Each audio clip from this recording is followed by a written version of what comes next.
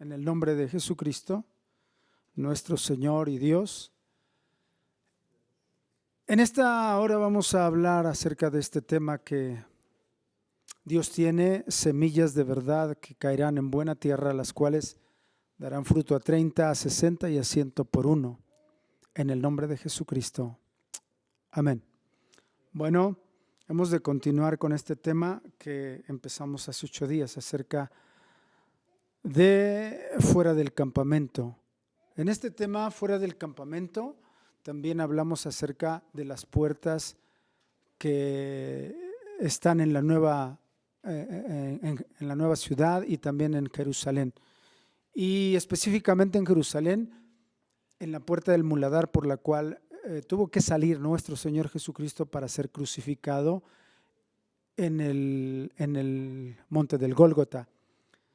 Ahora bien, vamos a estar hablando del tabernáculo también en esta hora, porque el tabernáculo tiene que ver con Jesucristo, el tabernáculo celestial, el tabernáculo de Moisés, y también estaremos hablando un poco acerca del tabernáculo, ya que también lo menciona de manera muy importante el tabernáculo de David. ¿Qué tiene que ver uno y qué tiene que ver el otro? Vamos a grandes rasgos a referirnos a cada uno de estos.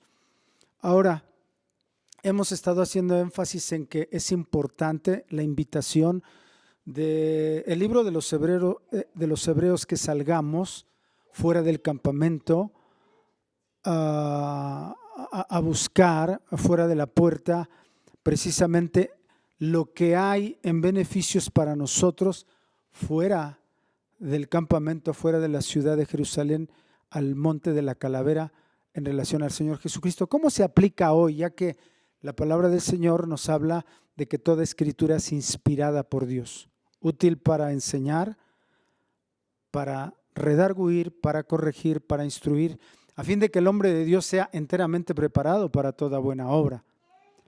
Entonces, ¿cómo podemos realmente hacer útil todo esto que contiene la palabra y sobre todo en el Antiguo Testamento, en la ley ceremonial, y traerlo a nuestro presente y hacerlo válido? Bueno, salir fuera del campamento e ir, como lo dice la Escritura, es nosotros aceptar la invitación que el Señor Jesucristo hace en el libro de Mateo.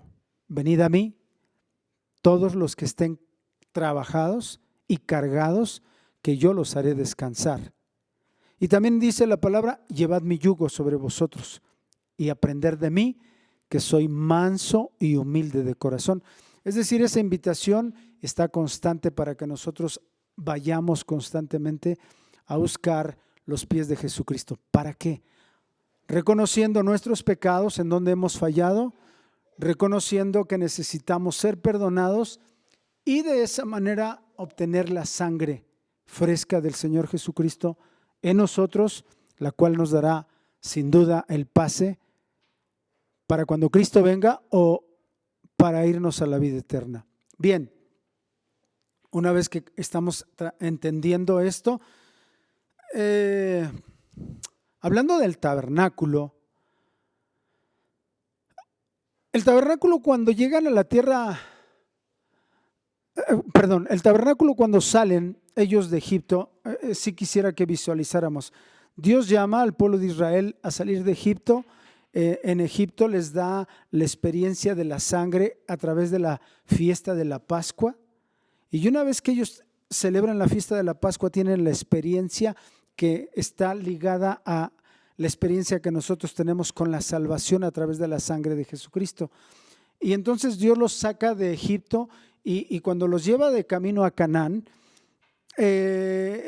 Faraón y sus ejércitos tratan de alcanzarlos para regresarlos a esclavitud, pero Dios actúa en favor de ellos poniendo esa columna de fuego que tiene que ver con el Espíritu Santo. Y la palabra de Dios en Éxodo dice que toda esa noche jamás se pudieron acercar los egipcios para tomar cautivos al pueblo de Israel y retenerlo y llevarlo de regreso a Egipto, porque la nube se los impedía. Es decir, el Espíritu Santo es otro don que Dios nos da para que el enemigo no pueda atraparnos de regreso y llevarnos a esclavitud. Pero no solo eso, el pueblo de Israel llegó hasta el mar, en donde Dios se manifestó, y de acuerdo al libro de Corintios, capítulo 10, verso 2, dice que ellos fueron bautizados en la nube y en el mar.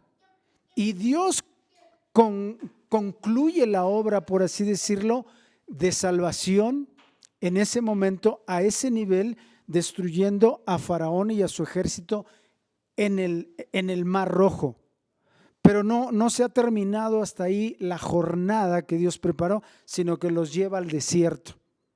Y en el desierto los lleva al monte Sinaí. Y en el monte Sinaí Dios tiene preparado darles la ley, a través de la cual ellos tendrán que regirse, a través de la cual ellos tendrán que vivir observándola. Y una vez estando en el monte Sinaí y Dios manifestándose, haciendo un pacto con ellos, es un pacto, después vamos a verlo en otro tema, un pacto matrimonial. En cada uno de los 10 mandamientos contiene el pacto matrimonial de Dios con su pueblo, y el pueblo de Israel acepta. Y Dios tiene el propósito de llevarlos hasta Canaán, esta ciudad Canaán, que significa Beula o tierra de matrimonio. Pero no han llegado, todavía están en el desierto, en el monte del Sinaí. Pero el propósito de Dios es ir hasta Canaán y llevarlos, porque esa es la meta, ese es el lugar a donde Dios los quiere llevar. Y ahí tener un matrimonio con ellos. ¿Qué es el matrimonio? Es el vínculo más perfecto que existe de relación entre dos seres humanos. Va más allá el vínculo matrimonial de esposos, de pareja, que el vínculo que hay entre padres e hijos y padres, o amigos, abuelos, nietos. El vínculo del matrimonio es el más alto y el más sublime que Dios ha establecido para el ser humano. Bien, una vez que llegan hasta los límites de la tierra de Canaán, Dios le dice a Moisés que envíe a reconocer la tierra. ¿Cómo es? Aunque ya le ha dicho que es una tierra ancha, que fluye leche y miel. De todos modos, Dios está interesado en que vayan a reconocerla. ¿Por qué? Hay detalles ahí que no me voy a detener ahorita, pero que los vamos a seguir viendo en otros temas, porque son principios importantes que tenemos que entender correctamente. Pero baste decir ahorita que una vez que ellos van y reconocen la tierra y se dan cuenta que efectivamente es una tierra como se les ha dicho, regresan 10 de una forma negativa, dando un reporte negativo, pero 2 alcanzan a entender y a comprender que el propósito de Dios al mandarlos a reconocer la tierra no es que se fijaran en los moradores, como lo hicieron los otros 10, solamente pusieron sus ojos en lo difícil que era la tierra, pero 2 entendieron el principio de regresar y decir, ok, aunque es una tierra llena de gigantes, aunque hay 10 reyes ahí y aunque está llena de enemigos, eso no es lo importante es que Dios está con nosotros y que Dios nos ha dado esa tierra, y es una tierra ancha, espaciosa, que fluye leche y miel. Y después vamos a entender qué significa tierra espaciosa, qué significa una tierra que fluye leche y miel. Amén. Ok. Luego entonces, al venir estos 2 con la visión correcta y perfecta, y regresar es lo que Dios quería, entonces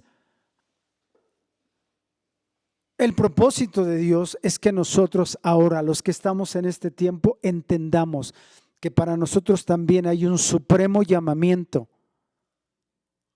¿Cuál es el supremo llamamiento? Es que no solo nos quedemos a mitad del camino como lo hizo el papá de Abraham, Taré, que él también tuvo el llamado y fue traído para ir a Canaán. No llegaron a Canaán, se quedaron en Taré y ahí murió el papá de Abraham. Pero Dios viene fielmente, llama a Abraham, ahora y le dice que tiene que ir a la tierra de Canaán, porque ese es el objetivo, porque esa es la meta, porque ese es el supremo llamamiento del cual el apóstol Pablo habla. Bien, pero aquí hay algo importante que tenemos que subrayar, algo importante que tenemos que sobresalir. ¿Qué es? Que el tabernáculo es algo significativo. Dios les da la figura a Moisés, le permite subir al monte Sinaí y ahí se lo muestra el Padre. El tabernáculo celestial, en otras palabras, la estatura de Jesucristo, todos los beneficios que tenemos en Él, todos los elementos que tenemos en Él para llegar a la meta están en Jesucristo. No solamente tenemos el beneficio de la salvación para no ir a la muerte y al infierno, pero tenemos los beneficios de cómo podemos alcanzar el supremo llamamiento e ir a la meta. ¿Cuál es la meta? La meta no es quedarnos en los nuevos cielos, la meta no es quedarnos en la nueva tierra, porque la Biblia habla de que viene nueva tierra, nuevos cielos, pero también viene nueva ciudad, y la meta es ir a la nueva ciudad. Y todo lo que necesitamos para llegar a la nueva ciudad es los beneficios que encontramos en Jesucristo descritos en el tabernáculo. Ok, en el tabernáculo tenemos en los atrios el altar de los sacrificios, tenemos el fuego del Espíritu Santo, tenemos la fuente del lavacro que tiene que ver con el nombre de Jesús. Después, en el lugar santo, en el segundo nivel, tenemos el candelero con sus 66 piezas, que es un tipo de la palabra de Dios. Tenemos el altar del incienso, que tiene que ver con el nombre del Señor también. Y tenemos la mesa de los panes de gobierno. Pero después de ese otro velo tenemos el arca del pacto, su propiciatorio, que es su tapa. Y dentro del arca tenemos la vara de Aarón, el maná escondido del que habla Apocalipsis. Amén. Bien, y entonces todo esto está descrito en Jesucristo, pero tenemos que entenderlo, y tenemos que entender que el tabernáculo no es solamente una tienda que fue siguiendo al pueblo de Israel, en donde se sacrificaban animales y que no tiene ningún sentido. Tiene mucho sentido a hoy, en nuestro tiempo, pero quisiera que entendiéramos por qué es que una vez que ellos llegan a la tierra prometida, que ya pasan el Jordán y se establecen en la tierra prometida y levantan el tabernáculo de Moisés, este tabernáculo de Moisés con cada uno de sus muebles, llega un momento en que ya ahora ellos, como todos los pueblos, tienen un rey que se llama Saúl, al cual no le importa absolutamente nada lo que tiene que ver con el tabernáculo, ni con cada uno de sus muebles, ni con cada una de las enseñanzas que hay ahí. De tal manera que un buen día, en una guerra que él tiene contra los filisteos, simplemente se llevan el arca del pacto. Los filisteos se llevan el arca del pacto y a el rey Saúl no le importa absolutamente nada, nunca la busca, y está 40 años fuera el arca. ¿Qué significa el arca? El arca significa la cabeza, el gobierno. No tiene nada que ver en un sentido, escúchenme, con la salvación de la muerte y del infierno. El arca tiene que ver con la autoridad, con el señorío, con el gobierno que tiene que haber en cada uno de nosotros, más allá de la salvación de la muerte y el infierno. ¿Qué es el señorío? ¿Qué significa la autoridad de Jesús en nuestra vida? La autoridad de Jesucristo relacionada con el arca es que Él manda. Él es el que dice cómo tienen que ser las cosas y cuándo y cómo. Pasaron 40 años y el arca simplemente nunca estuvo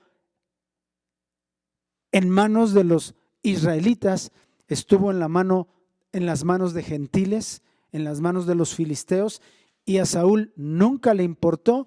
Saúl fue desechado por su desobediencia, por su obedecer a medias, y el arca siguió por allá.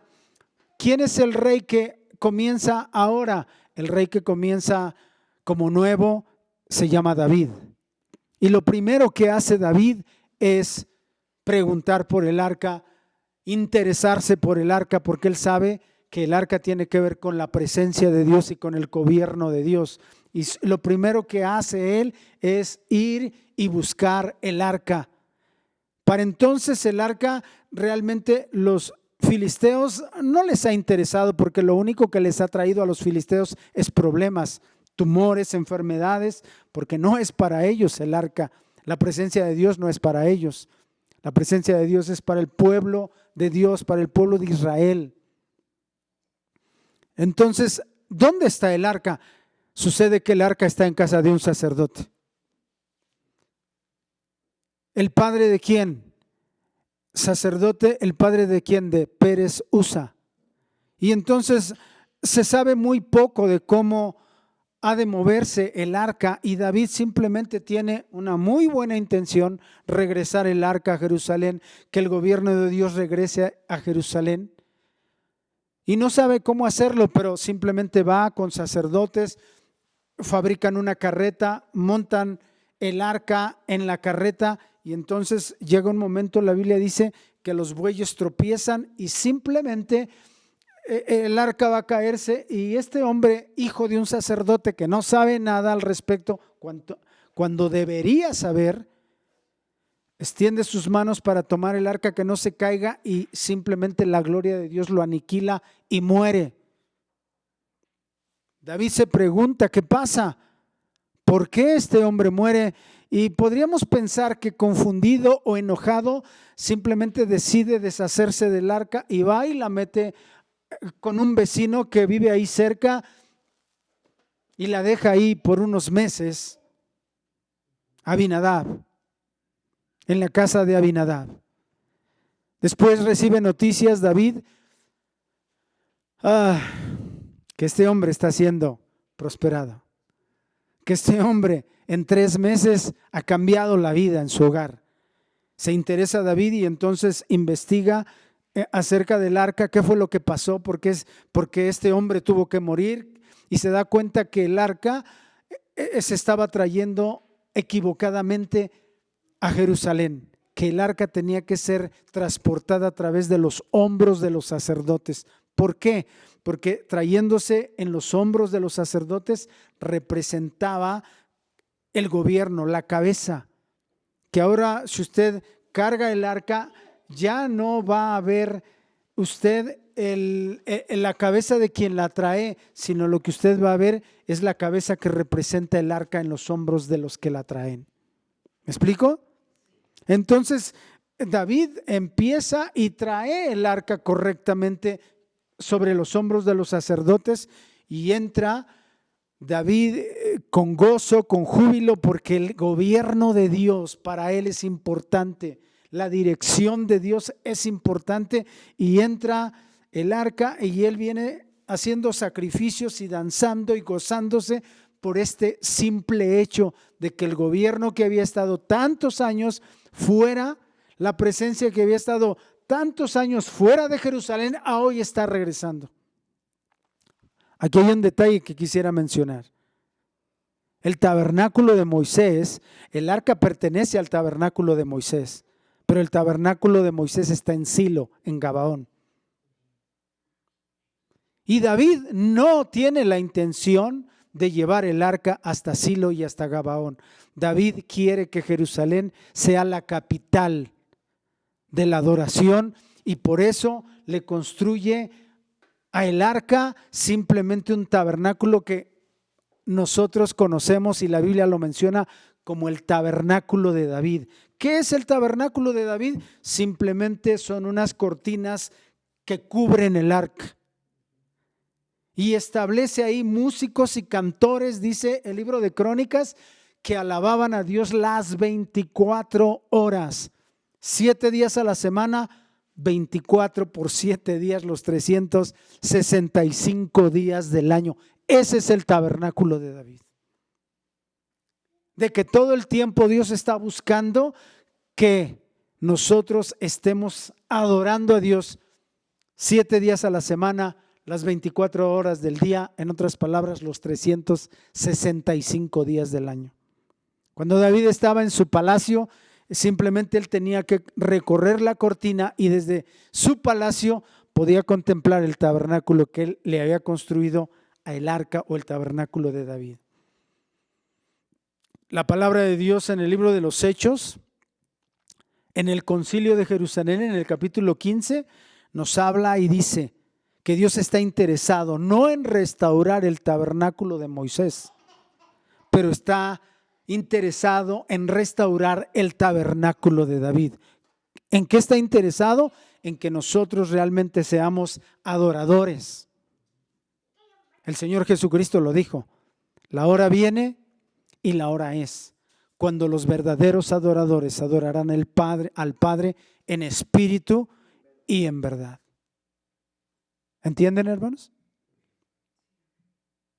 Que Dios está interesado en, ya no, por así decirlo, en la ley ceremonial, pero Dios está interesado en la aplicación, y que David la entendió perfectamente. El adorar, ya no en los sacrificios, porque en el tabernáculo en Gabaón de Moisés se seguían haciendo sacrificios aun cuando no estaba el gobierno. Ellos seguían con la forma, ellos seguían con la ley ceremonial, pero se habían olvidado del espíritu de la ley ceremonial, que era la adoración, que era la obediencia. Y David lo ve claramente y levanta simplemente unas cortinas para establecer lo que ahora es conocido a través de la Biblia como el tabernáculo de David, en el cual se adora al Señor día y noche, los 365 días del año. De esta manera Dios quiere que nosotros estemos conectados en una adoración permanente. ¿Qué es adoración permanente? Obediencia permanente. No es que hoy le obedezco y mañana cambio de dirección y de rumbo. No, si en algún momento nuestros pies salen del camino y perdemos la dirección, Dios siempre nos está invitando: vengan, estemos a cuentas, salgan fuera del campamento, vengan por la puerta del muladar y busquen mis pies. Ahí hay abundante sangre para perdón de pecados y restauración de vidas. Ese es el interés que Dios tiene desde el Antiguo Testamento en la ley ceremonial, pero el espíritu de la ley ceremonial necesitamos entenderlo hoy en día. Que no, Dios se agrada de que simplemente vayamos al templo, paguemos nuestros diezmos, nuestras ofrendas, cantemos y regresemos, y no haya una diferencia entre los vecinos que tenemos enfrente que van a la iglesia popular y nosotros. Dios quiere que nosotros realmente seamos adoradores, y para ser adoradores necesitamos tener constantemente el gobierno, el arca del pacto, el arca del testimonio de regreso en nuestra vida. Estaremos estudiando más sobre esto. Dios les bendiga. Amén.